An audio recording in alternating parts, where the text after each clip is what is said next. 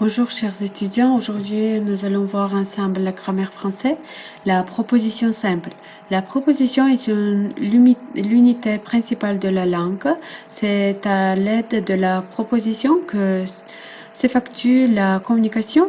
Les traits distinctifs de la proposition sont l'intonation et la prédication d'exprimer chaque proposition. L'intonation et prédication distinguent une proposition de mots et d'un groupe de mots. Propositions à deux termes. Les propositions à deux termes comprennent dans leur structure le sujet et le prédicat. Le soleil venait de se cacher. Le sujet et le prédicat sont les termes principaux de la proposition. À part les termes principaux, la proposition peut comprendre d'autres termes appelés termes secondaires. Classification des propositions d'après le but de la communication. Les propositions d'informative, affirmative et négative. Par exemple, depuis 2 ans, elles n'avaient pas vu leur père. Les propositions interrogatives, affirmatives et négatives. Par exemple, Marceau, pourquoi a-t-il été si sévère ce soir? Ne s'est-elle pas débrouillée suffisamment? Les propositions impératives, affirmatives et négatives. Par exemple, fais attention surtout, fais bien attention.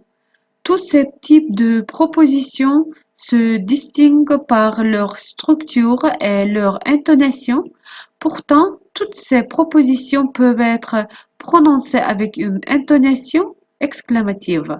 Par exemple, moi, je considère que c'est pas des copains et des autres. Les propositions informatives contiennent une information, elles constatent un fait. Les propositions informatives sont caractérisées dans la plupart des cas par l'ordre direct et des mots et la balise du temps à la fin de la phrase. Le prédicat d'une proposition informative peut être à l'indicatif, au conditionnel, au subjonctif. La proposition négative, elle se distingue par ses indices formels constitués de deux éléments. Première, l'adverbe négatif conjoint ne place devant le prédicat. Deuxième, les adverbes négatifs pas point, guère place après le prédicat. Par exemple, il ne se dépêche pas. Il ne se dépêche guère. Moins d'exprimer les rapports modaux dans la proposition, la modalité, autrement dit le rapport du contenu de la communication à la réalité, se trouve exprimé dans chaque proposition. Les rapports modaux sont exprimés en français de différentes manières à l'aide de moyens grammaticaux, morphologiques par les modes, par certaines formes temporelles de l'indicatif. À l'aide de moyens lexico-syntaxiques, les verbes auxiliaires de mode, par les verbes modaux, par les mots intercales, par le continu même de la proposition, à l'aide de l'intonation. L'intonation propre à la proposition informative permet de présenter ces faits comme des effets réels. Par exemple, il n'est pas venu maladie, accident. Proposition à un terme selon la nature morphologique du terme qui les constitue. Les propositions à un terme peuvent être réparties en deux groupes. Proposition nominale dont le terme principal est exprimé par un élément nominal, pronom, adjectif, adverbe, interjection, nom de nombre. Proposition nominale, on distingue différents types de propositions nominales.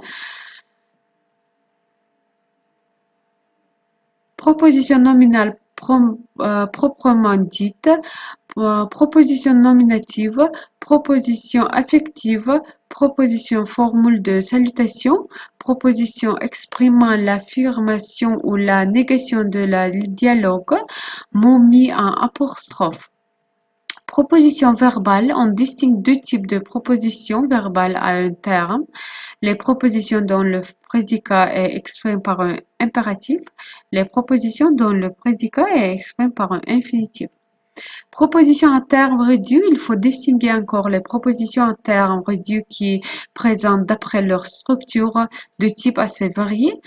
Dans certaines propositions à terme réduit, on peut relever les deux principaux. Première, la vie semblait arrêtée et deuxième, la mer comme la terre était blanche. Le complément circonstanciel, le complément d'un pronom, d'un adjectif, le complément du verbe, le complément d'objet direct, le complément d'objet indirect, le complément d'un verbe. Lien syntaxique entre les mots dans la proposition. Les liens syntaxiques entre les mots dans les propositions simples sont exprimés à l'aide de différents procèdés, par l'ordre des mots, par les propositions, par les conjonctions de coordination, par l'accord, par l'intonation. Le sujet. Le sujet des deux termes principaux de la proposition exprime la personne ou la chose qui effectue ou subit l'action exprimée par le prédicat, l'être ou l'objet auquel sont attribuées quelques qualités ou propriétés. Par exemple, Pierre jette sa cigarette et écoute quelques bruits de pas qui décroît. Le sujet peut être exprimé dans la proposition par un mot indépendant, par un substantif, par un pronom, par un nom de nombre, par un infinitif, par n'importe quel mot employé comme substantif. Le sujet peut être exprimé par deux pronoms conjoints mots utiles, le pronom personnel conjoint, le pronom indéfini conjoint ou le pronom démonstratif.